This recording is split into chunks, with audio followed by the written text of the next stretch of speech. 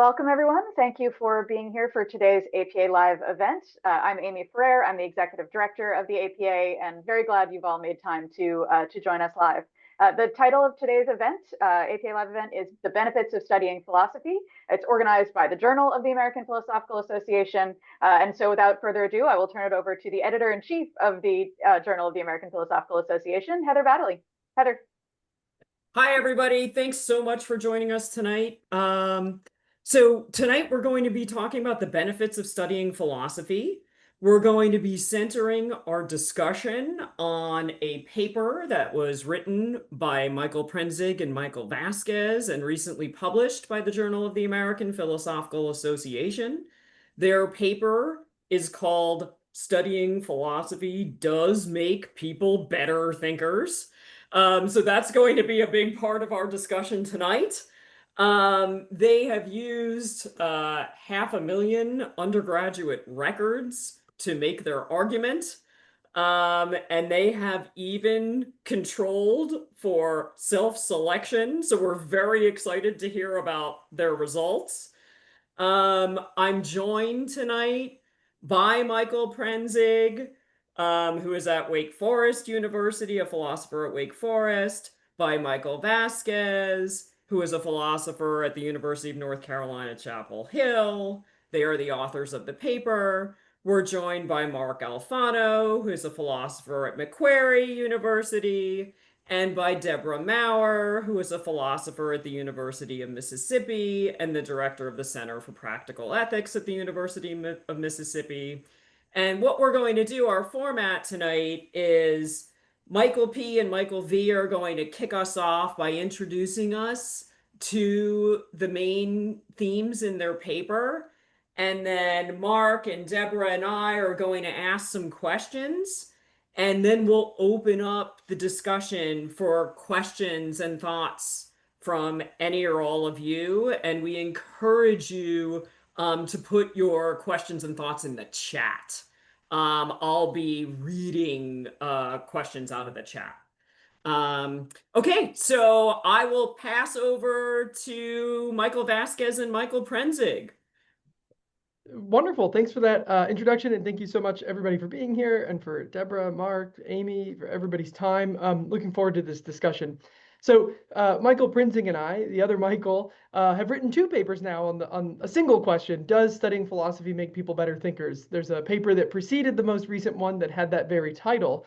And you could think of that question as sort of one aspect of a much older question of, is studying philosophy valuable? Why should I study philosophy? And we're just going to quickly kind of chart our journey through that question across more or less those two papers. And I'll just start with the observation, one that's true for my own encounter with philosophy for the first time in college, and for many other people who encounter philosophy for the first time, whether it's college, whether it's high school, older adults, you name it. And that is, there's something like the following experience. Philosophy is fun. It's worthwhile. It's worthwhile for its own sake. But it also sharpens your mind. There's kind of a real sense that there's a kind of power, maybe even a thrill, something edifying when you master your words, you master your arguments, when you master your reasoning, to be able to test ideas for yourself, to follow chains of reasoning to their logical, sometimes surprising conclusion, to construct and deconstruct arguments, change your mind when the evidence demands it. So at least to my past college counterpart and to many others, one good answer to that question of why study philosophy, why is it valuable, is that it makes you a better thinker. It makes you more reflective, more curious, more analytical. It certainly feels that way. It certainly felt that way to me. Anecdotally, it certainly feels that way to many instructors of philosophy and students of philosophy. But personal impressions, anecdotes are not sufficient. And if philosophy really does make people better thinkers, you'd expect to be able to find evidence for it. So that's the question we undertook in our first paper, also published in the Journal of the American Philosophical Association in 2024. And we looked first and foremost at what everybody had said about that question up to this point. What evidence have people marshaled in defense of that claim that philosophy makes people better thinkers? And what we found was that it is in fact true. It's definitely and undeniably true that those who study philosophy stand out. So since the 1980s, for example, people have observed philosophy majors outperform, or they perform very unusually well on postgraduate standardized tests like the GRE and the LSAT. at different stages of philosophical education, whether bachelor's degree, master's degree, or PhD. People who studied philosophy often score higher on measures of reflective thinking, of open-mindedness than their counterparts. So the differences between philosophers and non-philosophers, those were clear, those were well established. But that just left us with the harder question of, are those differences the result of studying philosophy, or are they simply the traits of the kinds of people who choose to study it in the first place, who find their way into philosophy?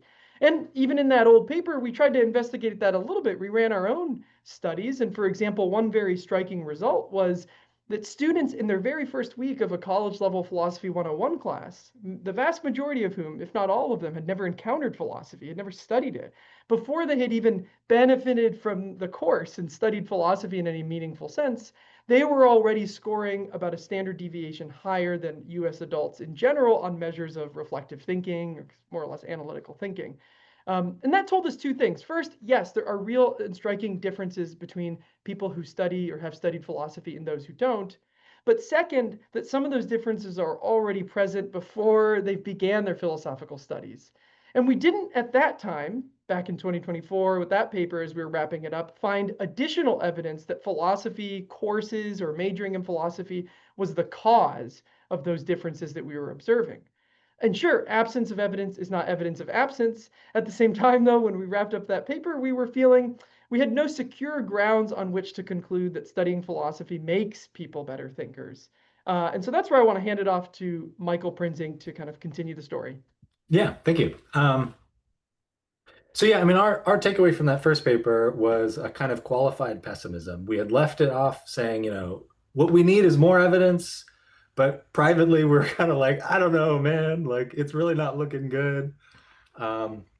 So we learned not long after that there was a very large database curated by the Higher Education Research Institute with records from hundreds of thousands of students at hundreds of different universities over several decades, where they had data from the beginning of students' freshman years and the end of their senior years on not just standardized test scores like the SAT taken before college and the GRE or LSAT taken afterwards, but also some self-report measures of things that are basically, they call them habits of mind. They're kind of intellectual rigor and open-mindedness and stuff like that. They have a pluralistic orientation scale, which is basically a measure of open-mindedness. And again, both start of freshman year and end of senior year. So what we did in this new paper is we look at differences that are present at the end of senior year while adjusting for differences that are already present at the start of freshman year. So before they've studied philosophy, they in fact do differ. The students who end up majoring in philosophy have higher SAT verbal scores. They score higher on these self-report measures of open-mindedness, a kind of intellectual rigor and stuff like that. So that's, again, very clear evidence of selection effects. But then what we do is we look at the differences at senior year after statistically adjusting for those baseline differences. And then the idea is that if you're going to score higher on your GRE verbal, say, in your senior year, when the average is higher for philosophy majors than non-philosophy majors, after controlling for verbal reasoning abilities and the differences that were present there at the beginning of freshman year from the SAT, then that would be at least some evidence that maybe there's something more here than a selection effect, and maybe there's also a treatment effect. So we did a few different kinds of analyses to look at this sort of thing. We did that kind of statistical adjustment thing in the appendix of this newer paper. We've got some fancy stuff that uses a technique called propensity scores that we could talk about more later if people are interested. But the takeaway at this point was this still isn't a randomized experiment, and obviously that would be the ideal way to support a causal inference. But this takes us way beyond the kind of stuff that we were seeing before, where I left, as I was saying, like that first paper thinking it's probably just all selection effects, and then completely changed my mind in light of these new results. I mean, I think they were striking in a way that I was not expecting. So yeah, we're excited to hear people's thoughts on all of that. Fantastic. Thank you, Michael Vazquez and Michael Prinzing. Mark, can you kick us off with a question or two? Yeah, great. So I'd like to begin by just acknowledging the traditional owners of the land on which I'm sitting, the Gadigal people of the Eora Nation. And I just want to pay my respects to any elders past, present, and emerging who are here. or digitally here.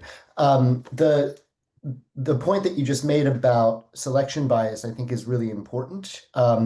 But I had a further question about survivorship bias because people change their majors, they drop out, and I didn't look enough into the supplementary material, but it wasn't clear to me that you had a way of um, controlling for survivorship, which would mean that potentially what's going on is that people who end up actually completing a degree in philosophy are the ones who are scoring especially high on the GRE or the LSAT. But the ones who drop out of university entirely or switch to some other major like business score lower. So do you have any thoughts on that? Yeah, no, I think that's it would be a tricky question to look at unless you could see what people's majors were throughout the course of their time in college. I mean, so the idea would be basically like if you're not good enough at logical reasoning or verbal reasoning or something, you just can't survive in philosophy. That like you'll be eliminated from the population in that way. Um, and so one thing we could potentially You've look at. seen that meme of the plane with the bullet holes in it, you know. Oh yeah, Yeah. yeah. Go ahead. Go Um, ahead. yeah, I don't know if there's a great way to look at that. I'd be curious if you had thoughts. One thing that we can say about the adjustment for baseline levels is we're effectively pulling out the influence of your freshman year, let's say, verbal reasoning ability. And so if that's also predicting your odds of being a philosophy major in the first place or of joining and then leaving, then theoretically we've accounted for that. But it would be really interesting to see. So for example, in these data, we've got like reported intention to major in philosophy in freshman year. And so you could look at the people who are the quitters, so to speak. Trouble, of course, is almost nobody enters college intending to be a philosophy major. There's very, very few people. So there might not be enough people to have a well-powered test of that. But that would be one approach we could look at. I'll have to take a look and let you know. Yeah, cool. Do I have time for one more question?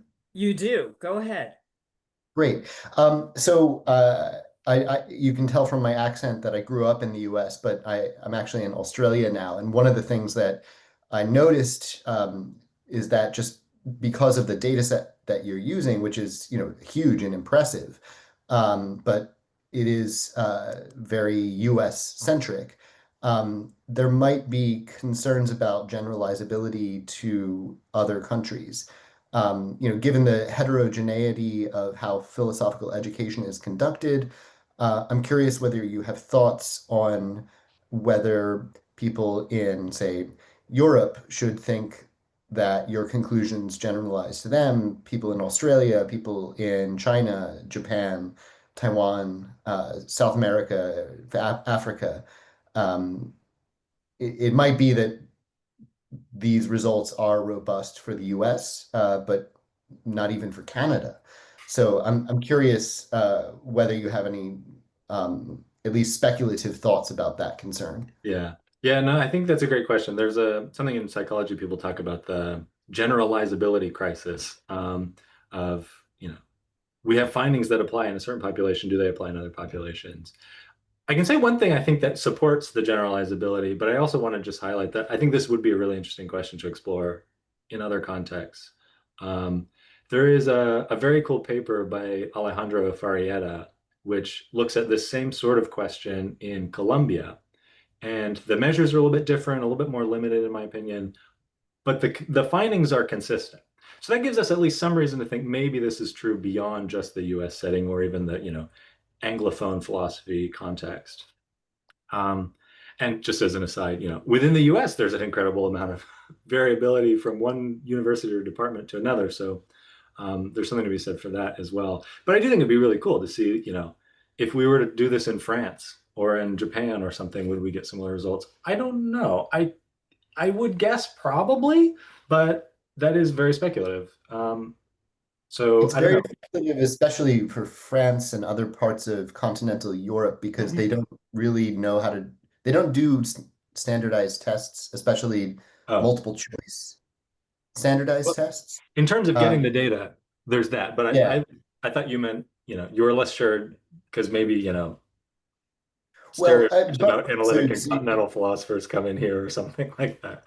no, Uh, no, I don't mean it that way. So it's going to be a different kind of data yeah, because like the multiple choice tests are completely unfamiliar there. So you would have to deal with that, but also the way that education is structured. In continental Europe already in high school, usually students have had yeah, maybe a year or even 2 years of philosophy education. yeah. Which in a way can That's be a nice yeah, opportunity to study it in a way that's less subject to self-selection. Yeah. exactly. Yeah, I just wanted to highlight that, like that different. You're in Australia. You mentioned, if I remember correctly, they have a robust philosophy for children kind of tradition that's well integrated into schools, and that difference might be actually quite. Just the pre-college difference is interesting. But people raised uh, a version of this question about the heterogeneity of everything from teaching styles, even in the U.S. and Anglophone departments.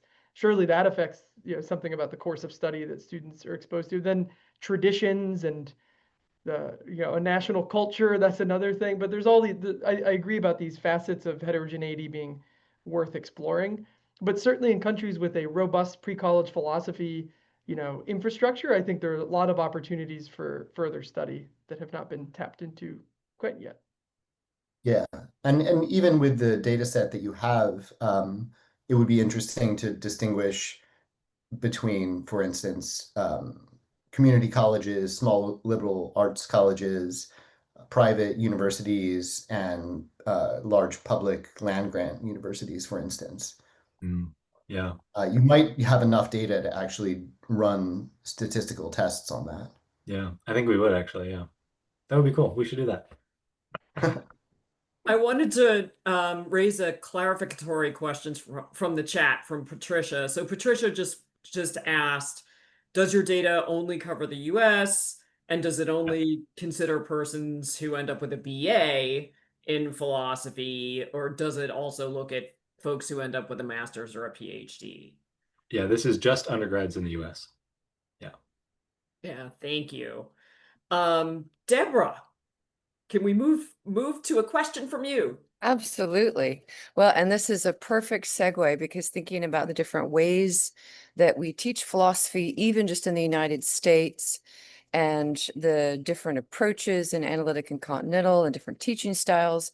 And so I started thinking about the different opportunities that students have to engage with philosophy at different levels, different degrees, different amounts. And so you make a really interesting argument in the paper where you talk about the idea of a dose response relationship. And so since you did look at students who've majored in philosophy, one of the areas for future research I know that you're already thinking about is whether or not there'd be interesting differences between students who are majors versus students who simply minor in philosophy, because the idea is the students who've majored in philosophy have had a higher dose.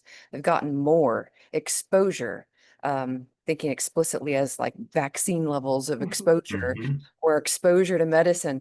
They've gotten a greater degree of this methodology, the content. And so one thing that struck me, since I'm at a center and I run a lot of co-curricular events and a lot of programs, even sometimes just a one-off event that students will come to where they're introduced to philosophy maybe one time in their entire college career. I'm really interested in the possibility of like microdosing.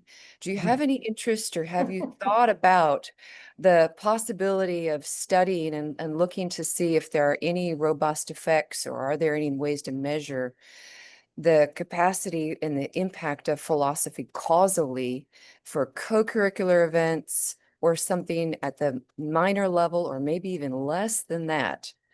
Yeah. Other Michael, do you want to say something about our stuff about curiosity?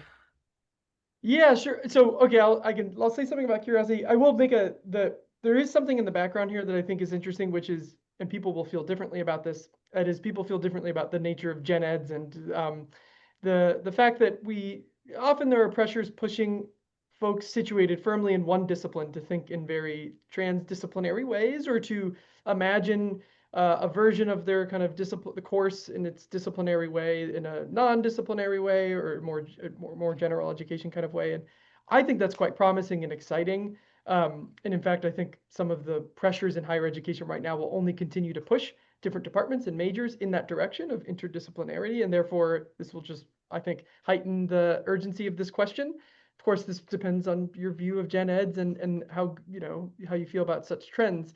But we've been thinking, so we've been doing, I'll mention in that earlier paper, does studying philosophy make people better thinkers? We had some evidence on that course by course level. And I actually think in that paper, we called for departments to do a bit of tracking of folks who take classes and don't. And there are all these kind of interesting ways on a course level that you can look at the effect of a logic course or an intro ethics course and have a control group in a different department, maybe psychology, wherever it may be.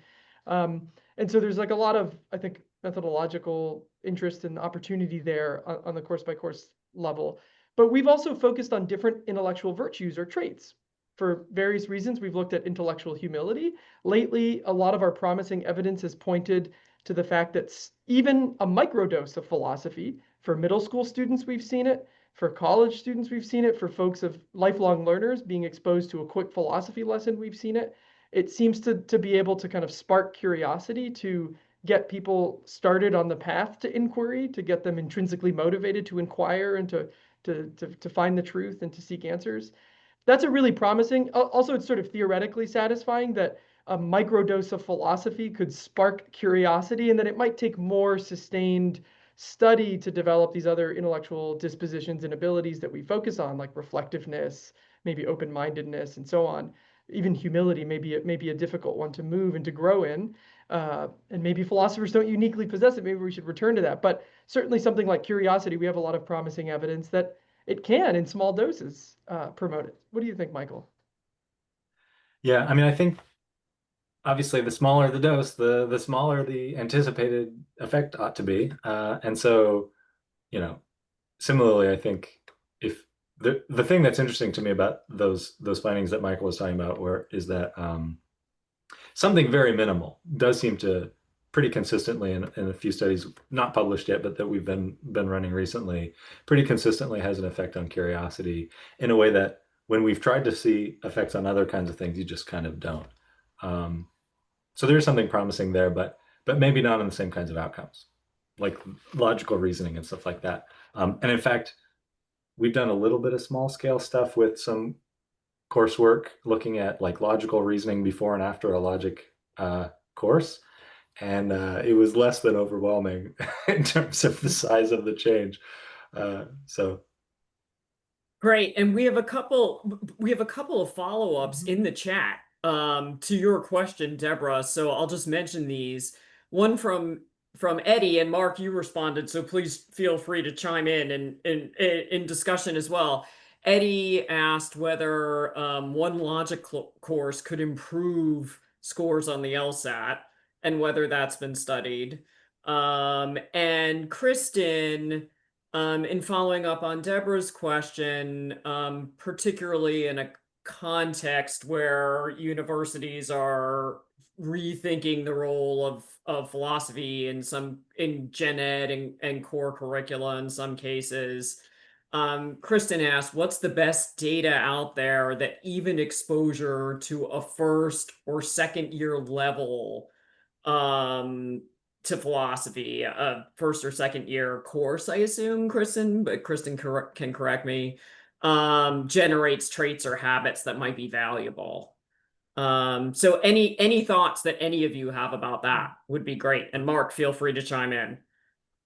Yeah, just briefly, the the LSAT has a whole section on logical reasoning. So if someone takes a class on formal logic, like first order, for instance, as long as they learn something, they should do better on the LSAT.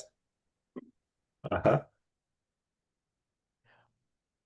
On the point about the gen eds, one thing that I think is at least an open question to me is, we might be confident about philosophy's effect, certainly the effect of majoring in philosophy, which I take to be a sustained study and a solid basis in all the major areas of philosophy. It's not just one or two courses. If you're majoring in it, you're being exposed to all the big questions in various philosophical traditions. But there's still this question of like, what's the secret sauce? And I think when you're thinking about the gen ed and sort of portable interventions that you could take from a philosophy class and translate into an all-purpose gen ed or maybe an ethics gen ed or something like that, you still have to wonder, well, what is the thing doing the work in these various philosophy classes? And until you have a better sense of that, I think it's a little hard, a little slippery. And philosophy is a little bit elusive, in my opinion, because it is not first and foremost a body of knowledge or a set of content. And it's a posture, it's a way of asking questions and scrutinizing, and you can direct it at anything. And so, what's the secret sauce that you could build into a gen ed? I think is a really good question. Well, one of the things to maybe toss out here for future work, because you all need to keep doing these sorts of studies, it's incredibly valuable, is many gen ed programs emphasize and do a lot of studies currently on critical thinking. But how they define critical thinking and what they think that is not exactly the same as what philosophers do in terms of method. But many times, insofar as those classes are being sort of touted as an important part of general education, many times they do incorporate methods of philosophy or even components of philosophy classes. And so that might be a promising place to look at for data, is the critical thinking literatures within general education and finding out exactly how they parallel or what they're doing in their classes, which would be effective, because a lot of those studies do show effective increases in critical thinking. So I would be excited to see some data on that. Yeah. Yeah. And I think speaking to the secret sauce thing and the critical thinking skills thing, one sort of obvious next step for this kind of work, if you could get the data, would be to start looking at those kinds of what social scientists might call the mechanisms, the mediating pathways that go from, say, taking the course or majoring to the outcomes you're interested in. Figuring that out, potentially, then it could become portable, because you could say, if it's like argument mapping and like argument deconstruction kind of stuff, and like that's really what's having the effect on logical reasoning, well then yeah, maybe you could bring that to a chemistry class, or maybe you could bring that to an English class, or anything. Terrific. There's another question in the chat I wanted to bring in. It's directly about this. This is from Jamie. So Jamie asks if you can elaborate on how you're thinking about better thinkers, right? What constitutes people being better thinkers? And Jamie suggests that philosophy might make people better at logical reasoning skills, but don't all courses make people better at those things? And are there, specific ways in which philosophy might make us better thinkers that other disciplines might not? Yeah. I mean, our approach has been pretty ecumenical, I think, in what is a better thinker. So yeah, we talk about logical reasoning, we talk about facility with language, we talk about curiosity and open-mindedness, and different kinds of outcomes sort of call for different kinds of measures, and those measures in turn have pros and cons. And so part of the appeal of the ecumenicism is to be able to say any particular strength or weakness in any particular one of these, fair enough. But when you look across a wide range of different outcomes and you see consistent findings, then that feels sort of robust, and it sort of strengthens our confidence in a nice way. So I don't know if, Michael, you wanted to say something more about maybe about intellectual ability versus intellectual virtue. Yeah, I think and this is pointing in a way to, what we don't fully know, and what the existing data, rich and diverse and comprehensive as they are, standardized tests and these self-reports of, habits of mind and so on that Michael talked about, they don't yet tell you the full picture of what at least many philosophers talk about when they talk about intellectual virtue. That is, we don't know if folks who study philosophy go on to use their newfound abilities and traits for good, for truth, or for all other ends. That's just not that's not the kind of data that we had available to us. So there's one question is about being a better thinker is not the same as being intellectually virtuous, and we maybe haven't yet established sort of a point about intellectual virtue. We've just established a point about valuable intellectual abilities and traits, which are, you may argue, essential ingredients and springboards into intellectual virtue, but they don't necessitate them. The only other thing I wanted to mention was that it's important to, I thought, as someone interested in trends in education and higher education, standardized testing, one virtue that we tout about standardized testing is, relatively speaking, there's something objective about it. It may be riddled with problems. It may be that standardized testing, both its history and just intrinsically is riddled with difficulties. But on the other hand, as compared to other ways of assessing people's intellectual traits or abilities, it does provide a kind of uniformity and rigor and objectivity that is appealing. And in recent discussions about admissions into higher education, there's been a slight change of attitude, slightly. There's plenty of disagreement still about whether, for example, the SAT or ACT should be required. And so we thought it was interesting that we were able to draw on that kind of evidence, but then also, a slightly richer, more holistic source of evidence. So I really want to underscore that point, that we're not committed to thinking we've told you what a better thinker is. There are many kind of questions left open to philosophize about. Yeah, that's great, Michael. And Michael, maybe could you also say a little bit more about the habits of mind scale itself and the pluralistic orientation scale itself for folks who may not have had a chance to read the paper, just so that we're all on the same page, so that they understand what the scales are doing. Yeah. So these are self-report measures where the survey asks the respondent to say how often they do certain kinds of things, or to rate themselves on certain kinds of characteristics. And for these two scales, they're both developed by the Higher Ed Research Institute. They tap into, in the habits of mind case, they define it as basically, these are the kind of traits or dispositions that lead to lifelong learning and stuff like that. And so if you think about what the actual items are saying, they're things like, basically, how often do you investigate topics that are covered in your courses, but like outside of class, when it doesn't have to do with an assignment or something? How often do you kind of go back to things that you've done in coursework and kind of reflect on them like after the fact? How open are you to having your ideas challenged, or to like really digging deep into verifying information that you're getting and make like, wait, is that really right? And then the pluralistic orientation scale is basically a measure of how open are you to like new ideas, encountering different kinds of things that you haven't seen before. It's sort of a tolerance, sort of an open-mindedness measure. So in each case, participants will respond to each of those individual items, and then the score that's generated from that is based off of a fancy model. It's called an item response theory model, but that doesn't matter. It's not a simple average because the different items are differently weighted in the aggregate score, but they create these kind of standardized metrics for basically your sense of your open-mindedness and such, and your sense of these kinds of habits that are related to lifelong learning, etc. Excellent. And Mark's put some links in the chat for everybody too. Thank you, Mark. Deborah, I'm gonna bounce back to you. Do you have further questions? I do.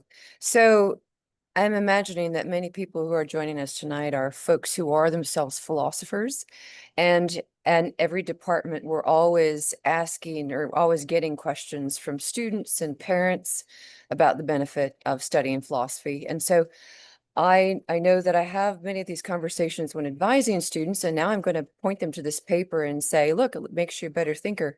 But for students that are already in college who are thinking about graduate school, this makes a great deal of sense to them, because they can see that they will likely be one of those students that outperform on these standardized tests, and they'll get into a better graduate program. But I wonder if you could say a little bit more apart from those specific benefits and thinking about what it is that makes you a better thinker, to help me be more persuasive to students and parents in this question. What, apart from just having some general habits of mind, assuming they think that's valuable, and performing better on tests to get into better programs, how could I be more persuasive to students at a practical sense? Is there a way in which these habits of mind or becoming a better thinker are going to aid people in their degree programs more broadly? I'm thinking of students that are, general education students, students who are maybe double majoring in philosophy, students who do have that minor in philosophy, but they're not going to go to graduate school in philosophy. What do I say to those students? How is philosophy going to benefit them, apart from just getting into a more high-powered MA program or PhD program or professional program? Yeah, I mean, it seems pretty straightforward to me that thinking well is useful to you in a practical sense, no matter what you do. So, there's been a lot of, I mean, just because it's hot in the news right now, a lot of people talking about AI kind of automating away lots of forms of intellectual work. And, the counter to that often is, well, these models are only as useful as the people who are guiding them and who are scrutinizing the output and stopping to go, wait a minute, is that right? And so I think, some of the temptation to think that, maybe some of these skills are becoming less useful or something is a mistake. And so, I don't know, anyway, the usefulness is not limited to people who are, going to become philosophy professors or something, or people who are going into kind of knowledge work, but, people doing all kinds of things in ordinary life. I don't know if Michael, you want to add anything? I think that's totally right. And I think we have the benefit here of, so the measures, that we use from the Higher Education Research Institute, and those were measures of like utility in a very broad sense. They think these are traits that like make your life go better, that make you, that have you increase your chances of pursuing the career that you want to, and so on. So it's they're the kinds of traits I think that serve many ends. And so we already have the sort of the benefit of that a little bit to lean into, I think. And then of course, standardized testing. And I think the apparent utility of that should be clear on its face to people. But I still think, yeah, I don't know. There's a case to be made for why will it be useful to me if I'm not going to specialize in this? Why are there other ways I could develop these same traits, but through studying something else and so on? Those are questions I think you'd have to ask. But I do like the kind of versatility of the trait. These were not measures designed by philosophers, so they're not serving philosophic narrow philosophy purposes. Well, so one reason I asked this question is because I know that many of us on this call, and I'm betting many of the philosophers who might be watching, are potentially well-versed in virtue epistemology literature and ethics education pedagogy. And so I'm wondering if the way that we frame the benefit here, or maybe the purposes to which we could put the data, clearly might show that we're increasing intellectual humility or curiosity or open-mindedness. But I wonder if the same data could also be used to show things like facility with problem solving or strategic thinking. Or, right, so it's not necessarily that the data is only going to show something about open-mindedness. That's what we as philosophers tend to care about. But I'm thinking of, students that are like, yeah, I'm already open-minded. I don't need any more of that. But really what I want to be is the CEO, right? So we can say, no, it makes you an amazing problem solver. So have you thought about, ways to sort of use these measures to show other more specific skills that might appeal to students outside of philosophy and outside of folks in the virtue epistemology and ethics pedagogy literature research areas? Yeah, I don't know that we have good data on those other kinds of sort of, you might think of a behavioral outcomes if it were, we'll throw you into this complicated situation. We want to see how you solve the problem. We don't have that kind of data. I think that would be really cool. And yeah, it might be a nice way to extend some of this to quote unquote real world settings that people care about outside of philosophy and outside of academia. Yeah, that's If you great. have ideas Oh. about how to do that, let us know. I will. That's great. Thank you. There's a question in the chat that connects up with a question I have as well. The question in the chat is there any evidence showing that people who study philosophy in college turn out to be more civically engaged, or any evidence that you're aware of that they might be more civically engaged in terms of political participation or other participation? And this is connected to a question I have. I mean, there's been a lot of important argument made. Martha Nussbaum has been leading the charge on this, and other folks like Michael Lynch have made these kinds of arguments as well, that humanities education is vital for sustaining democracy.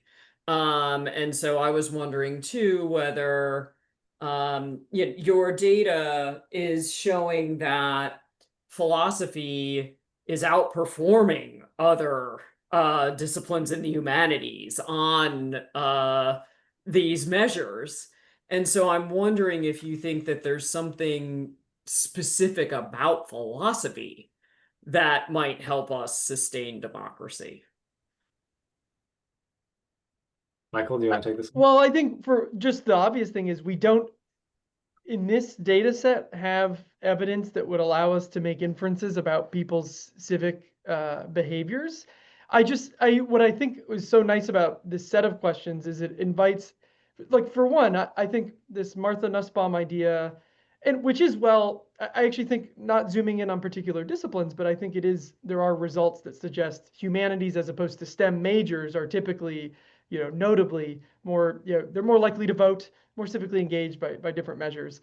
I actually see that as kind of an opportunity to build coalition among the humanities. And so I like to do two things at once with these kind of results. On the one hand, I do think philosophy rises to the top in ways that are notable. And indeed, we were testing a question, a claim that many have made, and it was worth testing it very specifically about philosophy's sort of relative performance specifically. But on the point of the future of democracy, sustaining democratic institutions, I see that as a chance to really dig in, have a more ecumenical and coalition mindset, that the humanities generally, there might be something about humanistic inquiry. History contributes something, English and composition contributes something, philosophical rigor and thinking contributes something that together, form the basis of democratic virtue and can help us in these hard times of democracy. So I prefer to go that way. I mean, it would be interesting to look at data that we don't have right now on civic outcomes. Michael, do you have more to say about that? No, I don't think so. I mean, to your point, there is some evidence about, humanities versus, say, STEM, but I think also in general, there's a tendency for more education to come with more civic engagement. So there's sort of an argument to be made for education as a democratic good, but then also maybe certain kinds. And then the more specific you get to, like, oh, not just humanities, but like philosophy, the hazier I think the evidence is going to get. But yeah, it could be very cool to see. That's great. We're coming up to the end of our session, so folks who have questions, please put them in the chat, and I can read some out. And in the meantime, Michael, I have a question for you. So, what do you plan to do next? Do you have do you have plans? Have you thought yet about study design to try to target specific mechanisms? Have you thought about what kinds of measures you might use to try to home in on open-mindedness or humility, for instance? Where are you planning to take the research? Yeah, we hinted at this a little bit with talk about the curiosity studies. But just to say a little bit more, something we've done recently is we've been running some in-class philosophy workshops for local middle schools and high schools, where, because it's this kind of controlled environment, we are actually able to do a randomized experimental design. And we can say, during the philosophy workshops versus a sort of control condition, what are the differences in different kinds of outcomes? And we found no effects on intellectual humility about like a 1 hour workshop, but we found very consistent effects on curiosity. So just throw back to that. But as for measures, one of the things that I'm really interested in is seeing if we can do better to really measure intellectual virtue. And of course, quantifying virtue is hard. So, that's a very real challenge. One style of approach that I'm kind of interested in and have done a little bit of exploring in is trying to use text that students or participants in general write when you say present them with a puzzle or a problem. Maybe it's an ethical dilemma, maybe it's something else, and ask them to reflect on it, to think about, what do you think is going on here? What's the answer? How would you figure it out? And then look at what people write and use large language models to score what they write for indicators of, say, intellectual humility or open-mindedness or curiosity or wisdom or whatever you want to try and assess. And that lets you avoid self-report biases, because they're not just saying, yeah, I'm so humble. I'm the most humble person. But also, you can get into the way that they're actually thinking, what they say, what they don't say, that kind of thing. But yeah, I don't know, Michael, if you want to say anything more about. That's the way forward. I think you've said it. I think look at real world settings and with a focus on virtue. Yeah. Okay, this is great. Thank you all so much for contributing tonight. Thanks everybody who came to chat with us. I'm going to throw the discussion back to Amy, and then we're going to officially stop recording. But if folks in the audience have further questions, you're welcome to stick around and chat with us for another. We have until 7, so you're welcome to do that. So thank you all so much. Thank you, Michael Prinzing and Michael Vazquez, for writing a marvelous paper. Thank you, Mark and Deborah, for your questions tonight. Thank you, Amy and the APA. And thanks to all of you so much for coming. We're delighted you're here. Absolutely. And I'm going to, there are some links on your screen. I'm dropping a few links into the chat. So all of our participants have shared their contact information. So if you do want to follow up with more questions after the fact, that information's on your screen. We are really glad that you're here for this APA Live event. If you like this event, want to suggest future topics, please submit the suggestion form. That'll go directly to our Committee on Virtual Programming, and they'll evaluate all the suggestions they get. And to help make possible events like this, please support the APA with your membership, with your donation. It's really important that we have the resources to do these kinds of things, and we are very grateful for your time and for your support. And so I think that's everything I have to say. Yeah, if you all would like to continue chatting for a few more minutes, you're welcome to. But I'm really grateful for the time that you all have put into this. Not only our panelists, of course, but also all of you who've taken time out of your day to be with us. So thanks, and yeah, back to you, Heather. If you want to have a little further conversation, you're welcome to. Thank you, Amy.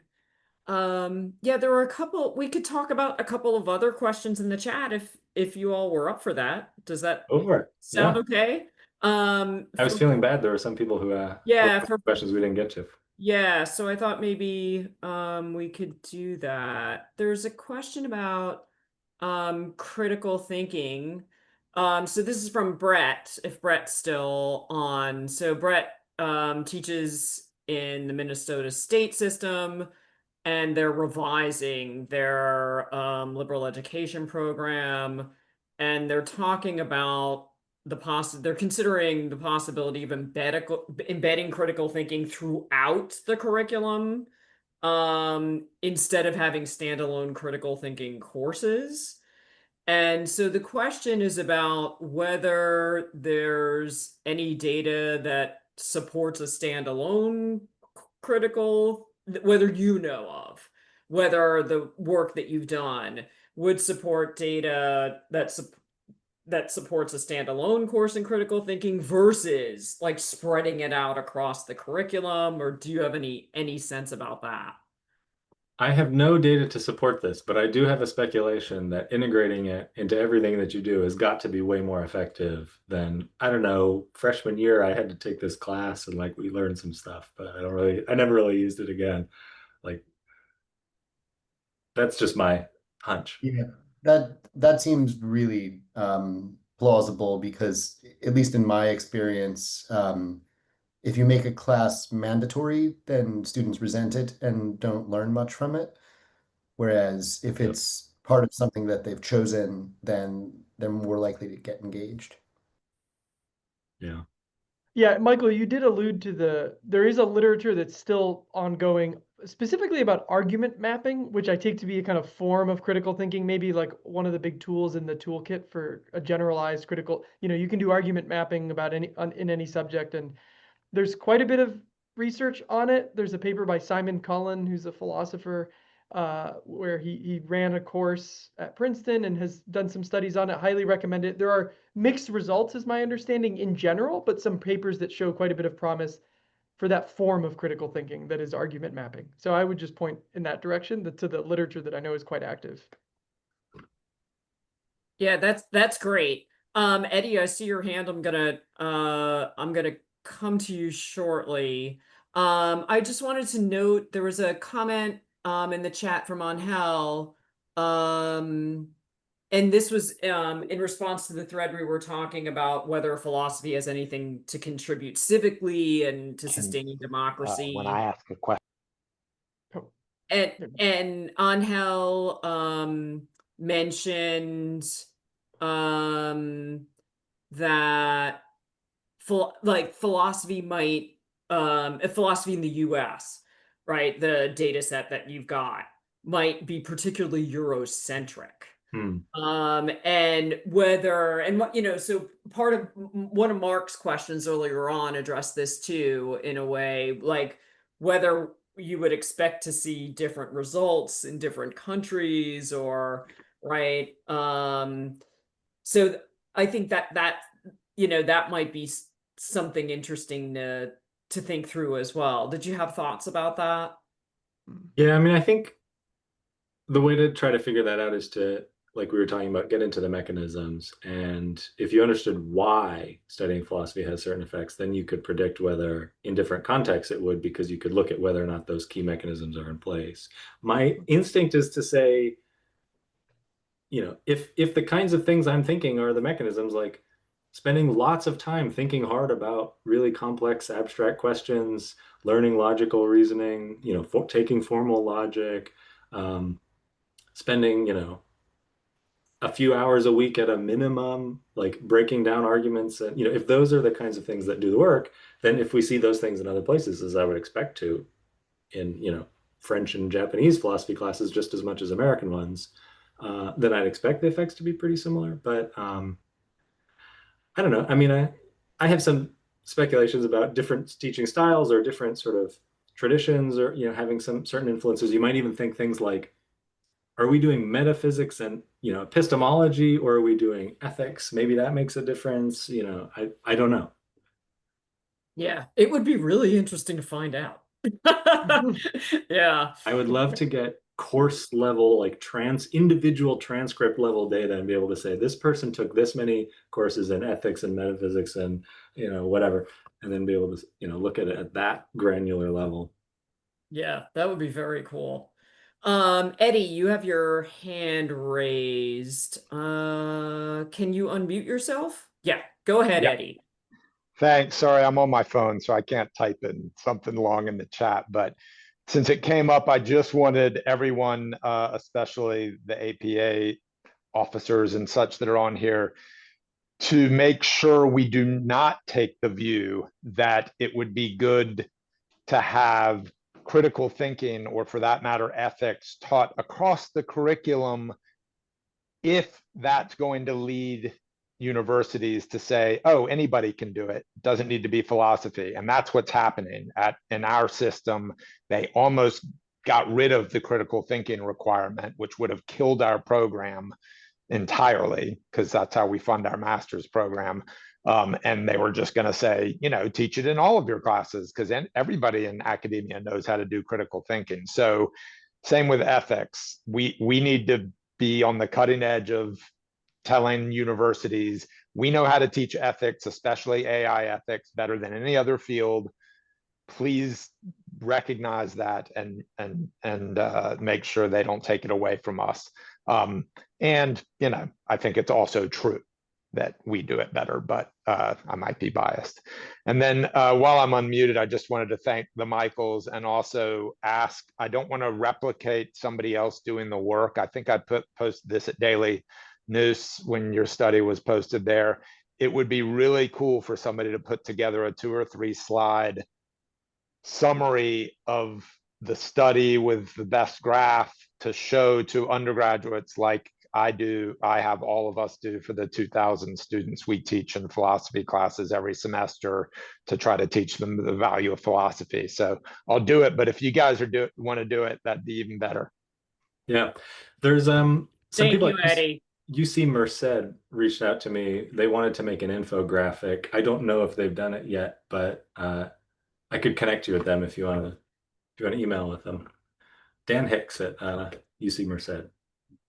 Yeah, that's terrific. And I think that is a really nice point, Eddie.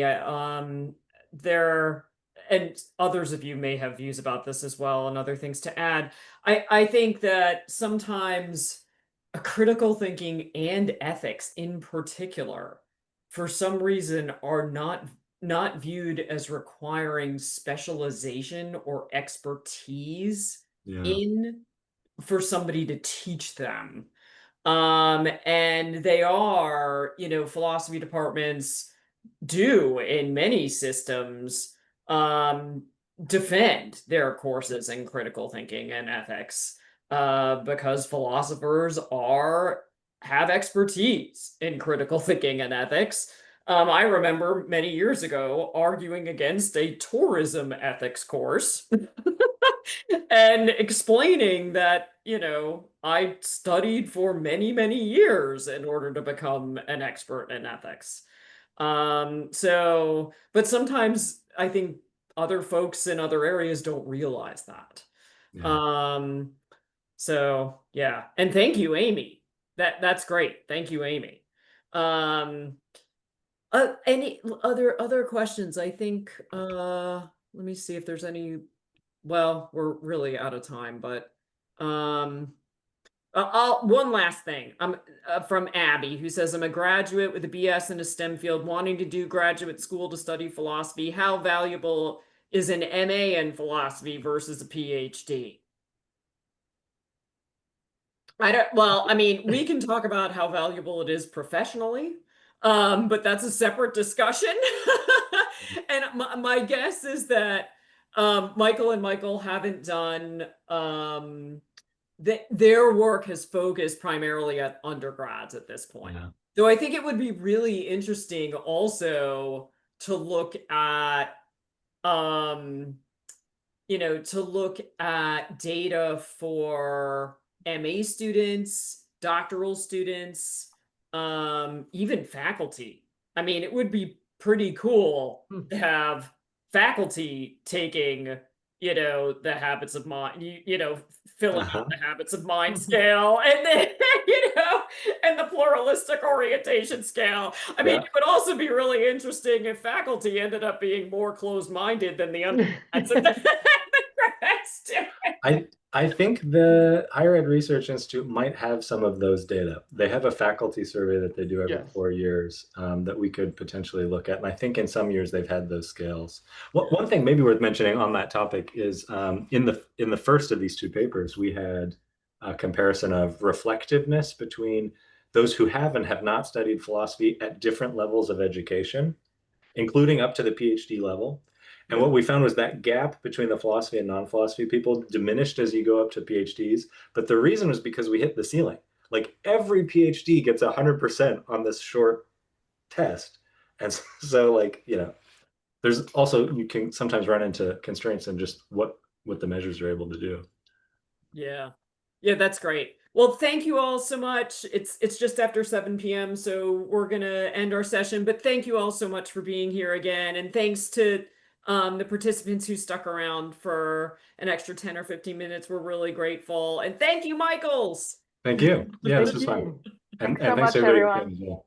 Yeah. Enjoy the rest of your evening or your day, depending on where you are. That's Thanks right. so much, Have everybody. a Take care. great evening, great day. Thanks everybody for coming. Yep. Take care. Bye-bye. Bye-bye.